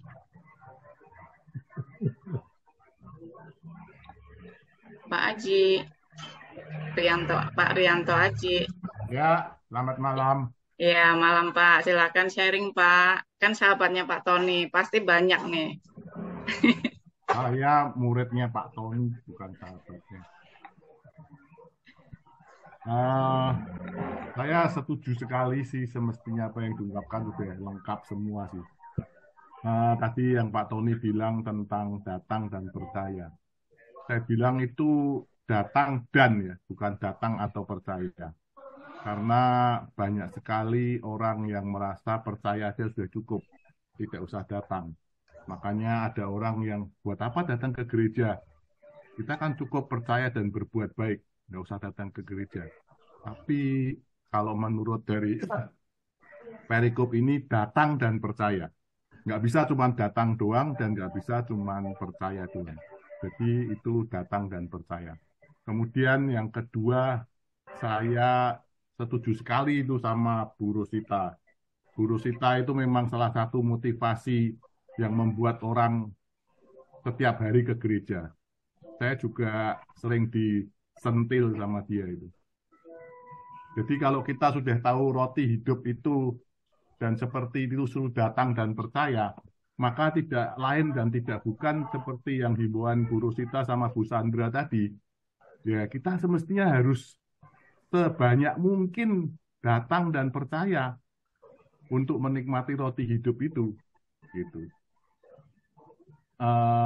Jadi ini sangkut pautnya dengan Ekaristi, kira-kira seperti itulah. Moga-moga dengan perikop malam ini makin banyak orang yang menyambut roti hidup seperti Bos Rosita. Bu Rosita ini memotivasi orang. Saya teringat kemarin Senin pagi, itu Romo Tunjung yang homili, itu ada sangkut pautnya dengan bacaan hari ini juga, perikop yang malam ini, tentang percaya.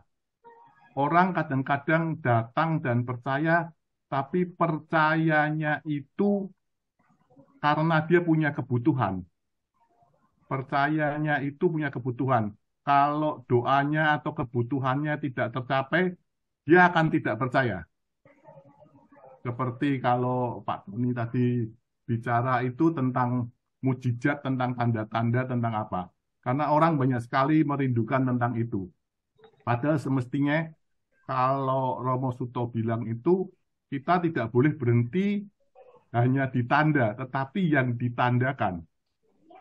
Jadi semua itu cuma tanda, tapi yang ditandakan adalah Tuhan Yesus sendiri. Kita harus sampai kepada situ, kepada Tuhan Yesus. Sehingga kalau sampai kepada Tuhan Yesus itu, percayanya itu akan kebangkitan badan dan kehidupan kekal. Kalau orang cuma datang ke gereja karena percaya, misalkan saya sakit, mau disembuhkan, ketika sudah berdoa berkali-kali tidak sembuh, saya mulai nggak percaya deh kalau gitu. Nah, itu orang yang hanya berhenti atau hanya mencari tanda-tanda seperti yang Pak Tony bilang itu, semua orang selalu pengen cari tanda-tanda. Kira-kira seperti itulah. Terima kasih. Terima kasih Pak Aji.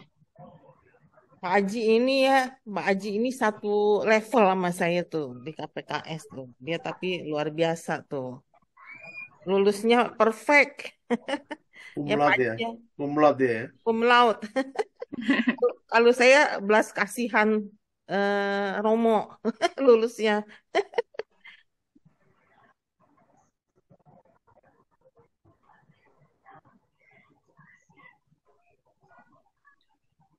Di sini ada Pak Budi Gunawan.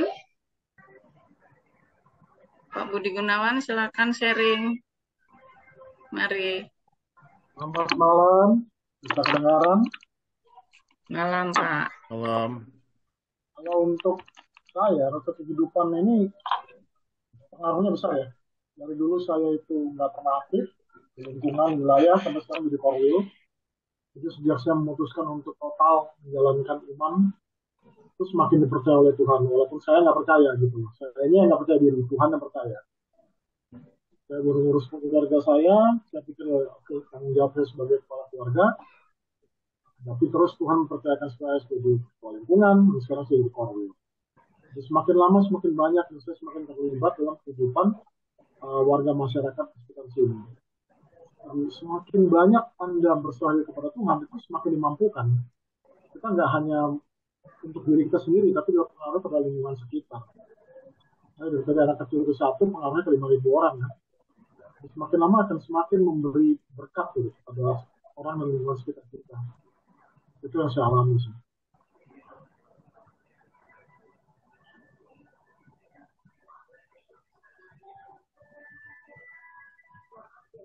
Ya, sudah cukup dari saya. Terima kasih Pak Budi. Terima kasih Pak Budi.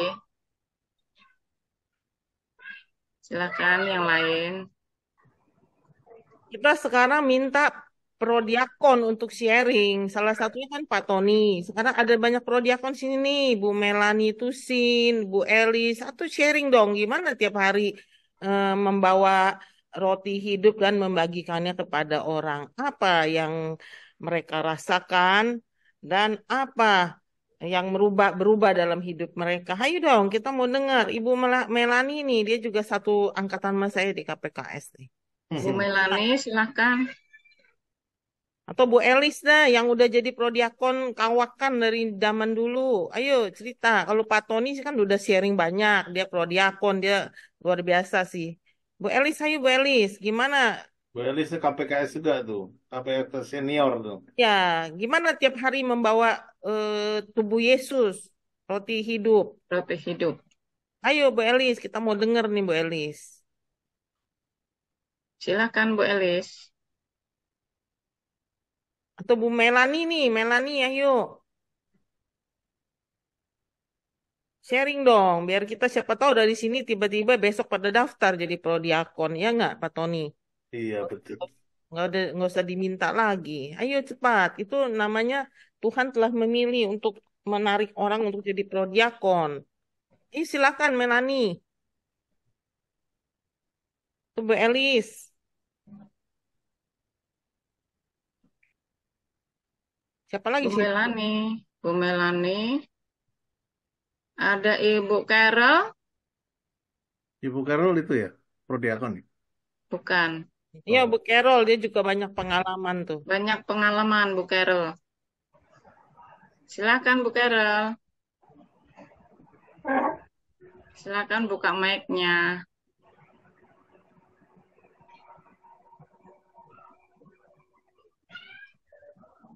Ibu Joanna Maya. Joanna Maya siapa ya, Bu? Bu, saya mengikuti aja Oh, newcomer. baik. Baik, terima kasih.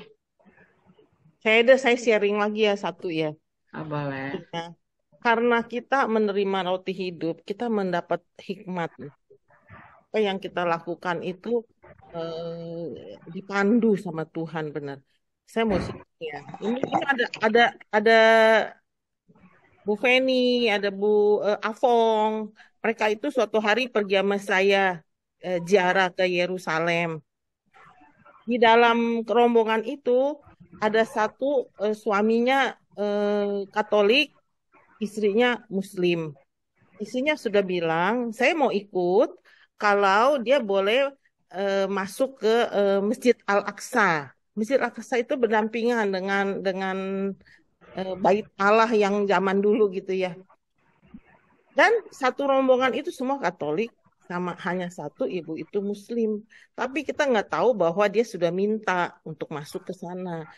Akhirnya pada saat kita mau menjelang menuju kuburan Yesus, jadi kita naik dari atas itu, ada masjid itu, turun ke bawah, itu jalan kaki, lewatin pasar, lanjut ke kuburan Yesus. Tour leadernya ngomong seperti ini. Kita besok acaranya mengunjungi Masjid Al-Aqsa. Tapi karena saat itu suasana tidak mendukung, kita masuk ke sana di scan.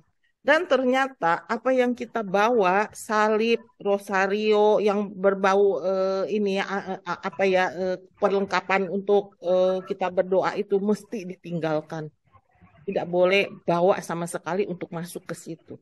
Begitu saya mendengar itu, saya langsung angkat tangan. Saya tidak ikut gitu. Dan ternyata ada beberapa yang mengikut saya, tidak ikut. Romonya, pembimbing rohani bingung. Dia nengok ke saya ngomong begini, Romo, kita mau ke kuburan Yesus. Kita belum disalib aja, kita sudah meninggalkan salib kita. Apa artinya kita ziarah? Saya bilang gitu kan. Nah, ternyata romonya akhirnya angkat tangan. Saya tidak ikut juga gitu. Karena yang membuat saya bermasalah itu bukannya saya mengunjungi tempat itu, tapi kita mesti lepaskan salib, rosario. Kan saya selalu bawa rosario ya di tas gitu ya. Mesti dilepaskan semua. Jadi menurut saya Tuhan bicara nih di hati saya nih. Lu ya belum seperti aku di salib udah melepaskan. Sedangkan sebentar lagi mau ke kuburan Yesus. Saya merasa tidak nyaman. Akhirnya oke, yang tidak mau coba ya di sebelah kiri, yang mau sebelah kanan. Tahu nggak? Semua lebih banyak yang mau melepaskan semua dia punya aksesoris kasih kita pegang.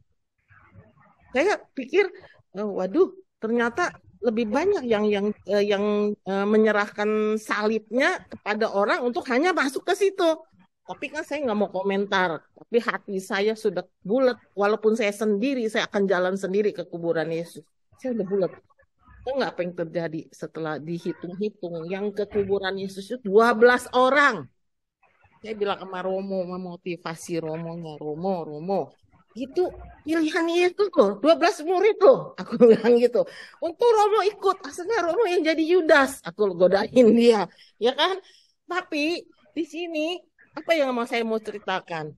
Itulah hal yang simpel menurut kita. Apa sih salahnya saya titipin salib saya ke si A? Toh cuman rosario. Tapi maknanya itu kita nggak pikirkan. Bahwa buat apa lu ziarah? Buat apa lu ke kuburan Yesus setelah lu tinggalkan itu semua, terus lu menyembah-nyembah di kuburan Yesus. Itu yang saya pikirkan. Nah, kenapa saya cerita ini? Kita pengikut Yesus kan, bukan penggemar Yesus kan. Kita belum disuruh disalib, belum seperti martir loh.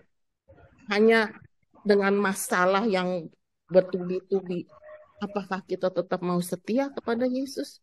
Seperti tadi Pak Aji katakan, ke gereja, aduh, saya sakit ini, sakit itu. Dan ternyata saya nggak sembuh, saya udah nggak mau pergi lagi, saya bangun pagi, buang-buang waktu. Itu sama juga. Apa motivasi kita beriman kepada Yesus? Itu yang mesti kita pikirkan. Dari hari ke hari, kalau Romo Tunjung bilang, dan Monsinyur Suharyo pun bilang, hidup ke arah kekudusan. Bukan seperti berarti kita mesti seperti santo-santa, sampai puasa, sampai tidak makan, sampai begini begitu. Enggak. Setia dengan komitmen kita menjadi pengikut Yesus. Itu yang luar biasa. Dan tidak mudah memang. Itulah ya Bapak Ibu ya, kenapa saya cerita seperti itu.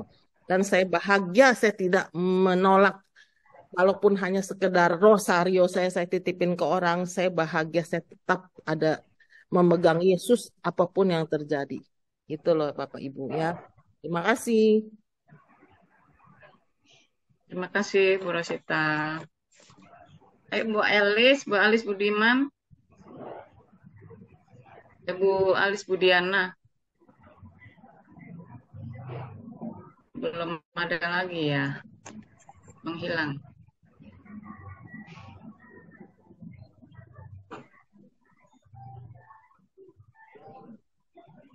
Hidupnya juga berubah sekarang setelah masuk KPKS. Ayo Maria Ing cerita, dia udah mau lulus nih tahun ini nih.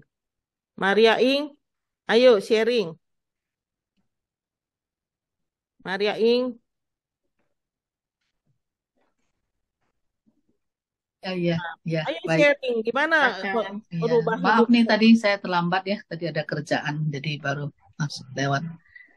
Terima kasih tadi pemaparannya Pak Tony, walaupun terakhir-terakhir saya sih tersentuh dengan yang malah ayat yang ke-40 yang saya dengar yang terakhir ya.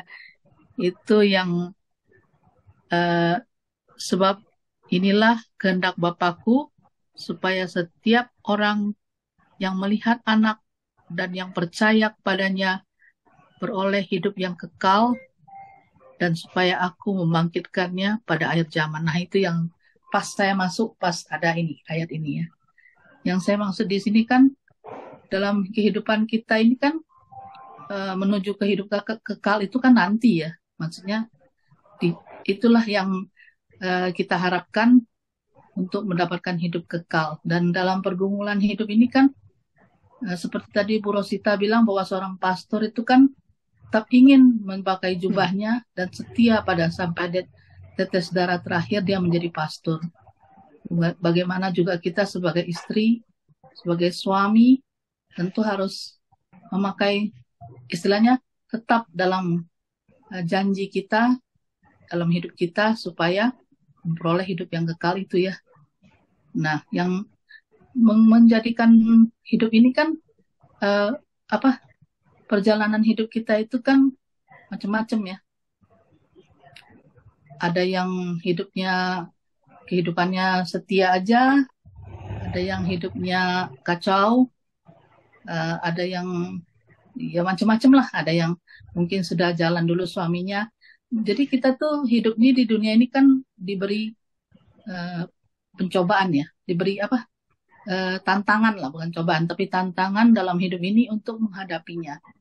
Dan hidup kekal itu adalah sebuah harapan yang pasti Tuhan berikan kepada kita untuk percaya, dan untuk menjalankannya itu kita harus mengikuti seluruh aturan gereja, juga sakramen-sakramen yang menurut saya sakramen baptis itu ada baptis, penguatan, dan seterusnya adalah tanda yang diberikan Tuhan agar kita diselamatkan.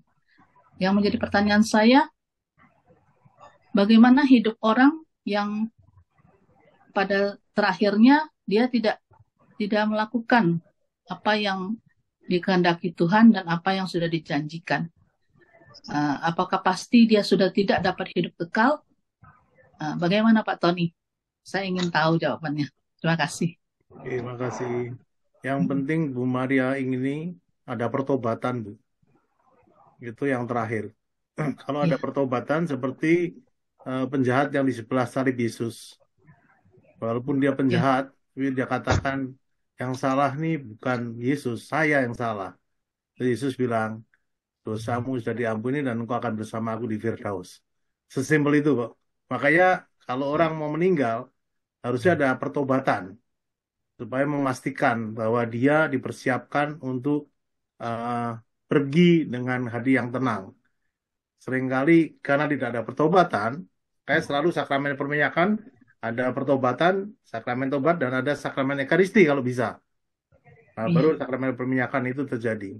Sebetulnya yang dipentingkan adalah bertobat. Nah, seperti perempuan Samaria itu, yang dikatakan pergilah dan jangan berbuat dosa lagi. Itu Bu Maria. Iya. Ya. Baik, terima kasih. Terima kasih, Pak. Tadi sedikit mengenai prodiakon ya, mungkin saya bisa cerita, yang lain tadi nggak mau cerita Bu Elis sama Bu Melani Tusin ya. Prodiakon challenging-nya adalah waktu di lingkungan sama di rumah sakit, Bu Ros. Karena di lingkungan banyak seringkali sudah tidak berdaya. Yang mau diberi hosti itu rata-rata stroke, nggak bisa bicara, tapi bisa terima hosti.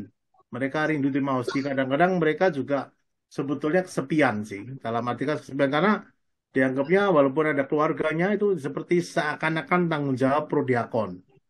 Ya, ada yang parah sekali, nggak bisa ngomong, nggak bisa apa, sehingga akhirnya kita hanya berhadapan dengan orang tersebut. Sama pembantu, kadang-kadang pembantu nyiapin lilin dan mejanya. Padahal keluarga yang lain ada di sana. Itu challenging. Saya kaget pertama kali bertugas. Oh, ada keluarganya diem semua ya. Saya hanya berhadapan dengan yang sakit yang nggak bisa apa-apa. Satu. Kalau di rumah sakit nggak jelas juga rumah sakit yang akan ditemui siapa ini. Ada di ICU, ada yang cuci darah.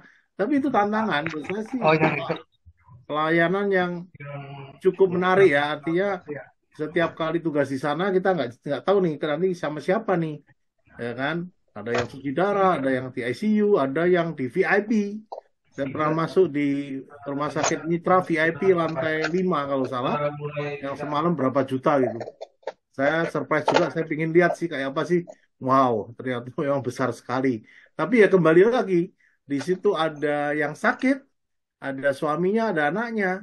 Suaminya tidur, anaknya tidur. Ya kita berhadapan dengan yang sakit aja.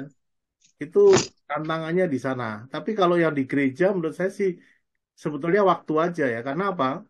Karena kita ke gereja pasti kan ya. Kalau nggak Sabtu Minggu gitu kan. Kalau yang weekendnya nih. Kalau Bu Rosita kan tiap hari. Nah, Sabtu Minggu hanya sekarang bedanya kita dijadwalkan gitu. Kalau Sabtu atau Minggu. Tapi sebenarnya bisa bertukar tugas dengan teman-teman. Jadi sebetulnya tidak ada masalah kalau di dalam gereja. Masalahnya hanya kalau kita memang lututnya sudah nggak kuat, nah naik ke atas itu setengah mati, Bu Ros. Makanya sebetulnya membutuhkan prodiakon yang muda nih. Ya, kayak nggak salah sekarang 55 kalau salah maksimum.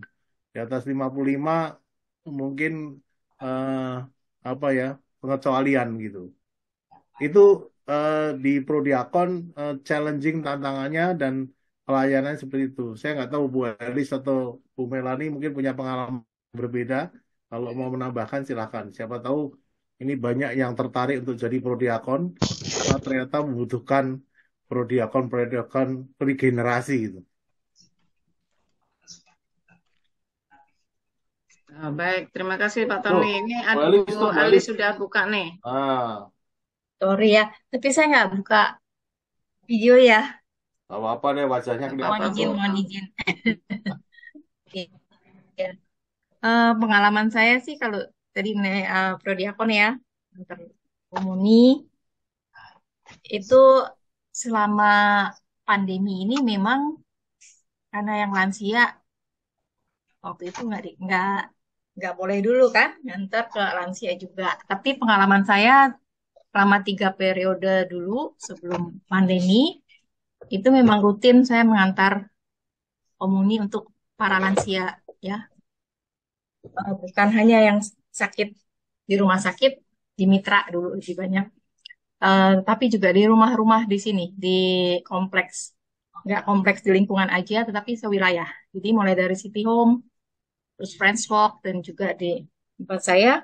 Bagi saya, itu eh, pada saat itu kalau kita mengantar, terus ada rasa bahagia, sukacita, karena mereka itu betul-betul orang tua itu kan nggak bisa ke gereja. Bener-bener yang udah lansia. Terus mungkin ada juga sih yang sakit, yang di City Home itu memang udah nggak bisa bangun. Itu ada sukacita di wajah mereka itu pada saat kita mengantar komuni. Jadi bagi saya yang kadang-kadang juga lagi aduh capek ya atau lagi gimana gitu Bar. Tapi mengantar komuni ke orang lansia atau yang sakit di lingkungan, di wilayah itu sebetulnya hal yang memberikan saya sukacita karena melihat mereka juga bahagia bisa menerima Yesus yang hadir dalam rupa Hosti Kudus. Karena mereka sudah nggak mungkin bisa ke gereja sendiri. Karena banyak yang mereka tinggal sendiri aja di apartemen. Ya itu sih pengalaman saya ya. Ada sukacita dan kebahagiaan pastinya ya. Kalau kita bisa membawa roti hidup kepada umat yang sudah lansia. Itu aja sih, Rosita dan teman-teman. Mungkin Pak Tony juga pasti pengalamannya luar biasa. Terima kasih. Terima kasih, Bu Elis. Sorry, jadi tadi nyambil. Pertanyaan saya mungkin ada atau yang konyol atau menggelitik, cuma saya penasaran ini Pak. Kalau mengenai komuni ya, saya tambahin lagi ya, Pak Tony. Kalau mengenai komuni itu saya sih bahagia ya kalau melahirkannya waktu itu di Rumah Sakit Carles. Jadi selama kita dirawat di sana, kita yang lagi mau melahirkan gitu ya sampai melahirkan itu tiap hari ada hosti. Dan itu buat saya jadi satu kekuatan dalam mengurus anak, dalam untuk mendoakan anak, pokoknya rasa sukacita itu adalah pokoknya. Jadi kita nggak tunggu hari Minggu nanti atau pulang nanti baru ke gereja kan belum bisa juga ya masih masa itu nifas ya. Jadi di Karus itu pelayanan dalam hal Hosti Kudus itu tiap hari. Jadi selama saya 3 hari, 4 hari, 3 malam di situ, 4 harinya tuh komuni terus. Ya, saya bahagia. Dan anak-anak yang saya lahirkan juga sekarang tetap Katolik dan ya saya sih minta untuk menjalankan semua ajaran dengan baik. Ya, itu aja Pak. Terima kasih. Terima kasih, Bu Mar. Ya, kalau di Carolus itu memang setiap hari ya ada yang ngantar komuni. Iya, tiap hari ya. Suster ya biasanya, suster ya.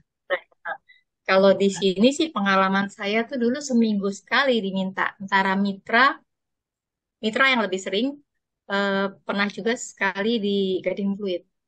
Ya, cuma yang lebih rutin tuh lama di mitra waktu itu. 1 kali seminggu. Dikasih daftar jadwal pasien-pasien yang Katolik. Visitnya.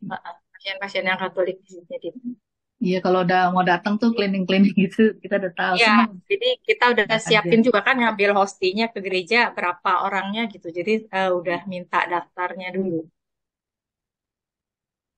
ke rumah sakit. aja.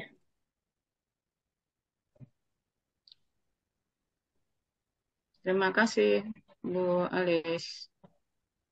Kalau bagi saya ya tentang apa roti hidup itu membuat kepuasan tersendiri bagi saya untuk setiap hari menerima roti hidup. Makanya sebisa mungkin dengan kemampuan saya, sebisa mungkin setiap hari akan saya usahakan untuk menerima roti hidup walaupun saya sedang ada di mana. Sebisa mungkin saya cari gereja untuk misa pagi.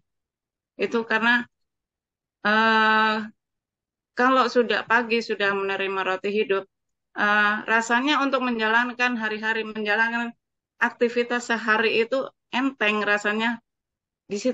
Dalam diri saya itu ada Tuhan yang membimbing saya. Itu rasanya, itulah kepuasan menurut saya. Jadi kepuasan dalam menerima roti hidup itu, ya itu merasa puas, merasa apa ya, merasa diteguhkan, merasa dikuatkan karena dalam diri saya itu ada Yesus.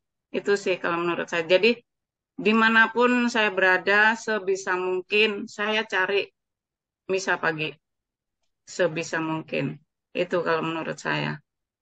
Karena menjadi kekuatan tersendiri bagi saya, Pak.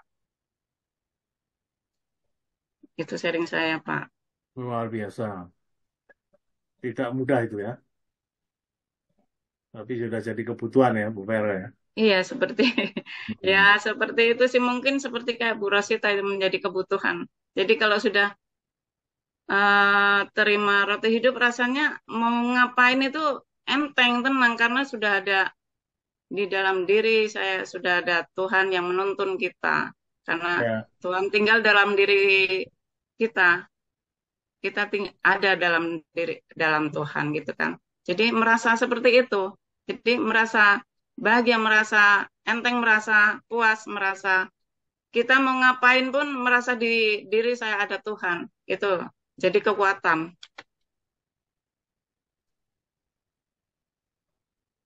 Gimana dengan yang lain? Silakan.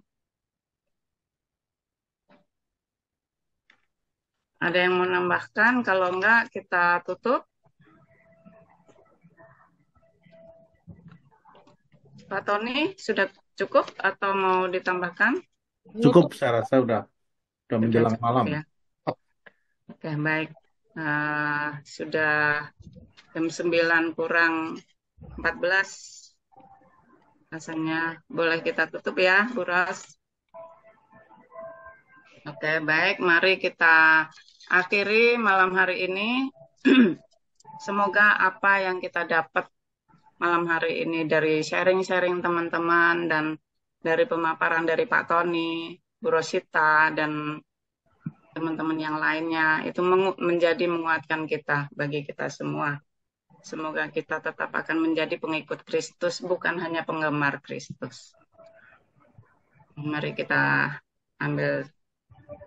siapkan hati, kita tutup dengan doa. Dalam nama Bapa dan Putra dan Roh Kudus. Amin. Allah Bapa di surga, terima kasih untuk malam hari ini acara Sumur Yakub KKS Kelapa Gading telah selesai. Semoga apa yang kami dengar melalui pemaparan dan sharing-sharing dari teman-teman semua pada malam hari ini dapat menambah wawasan bagi kami dalam mendalami pewartaan-Mu. Kiranya menjadikan kami semakin menjadi pengikut Kristus yang sejati, yang mau menjadi pelaku firman, menjadi pelaku firman-Mu. Bapa, sebentar lagi kami akan undur diri dari Zoom ini untuk beristirahat tidur malam. Semoga kami bisa beristirahat tidur dengan nyenyak dan aman melalui penjagaan-Mu. Kami juga mohon berkat-Mu agar kami dapat tidur dengan aman. Dan besok pagi kami kembali menerima berkat-Mu sehat dan dapat kembali beraktivitas dengan baik. Semuanya ini kami mohon Dan kami haturkan demi namamu Tuhan kami Yesus Kristus dan pengantara kami. Santo Yakobus, doakanlah kami. Santo Andreas Kim Taegon, doakanlah kami. Kemuliaan kepada Bapa dan Putra dan Roh Kudus, seperti pada permulaan, sekarang, selalu, dan sepanjang segala abad. Amin. Dalam nama Bapa dan Putra dan Roh Kudus. Amin. Terima kasih.